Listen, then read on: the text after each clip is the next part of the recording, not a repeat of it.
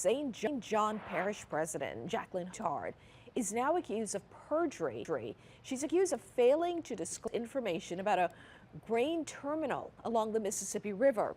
According to court records, there is evidence she knew her mother-in-law would have benefited financially from the parish's rezoning plans for the grain terminal, and the two discussed the grain terminal.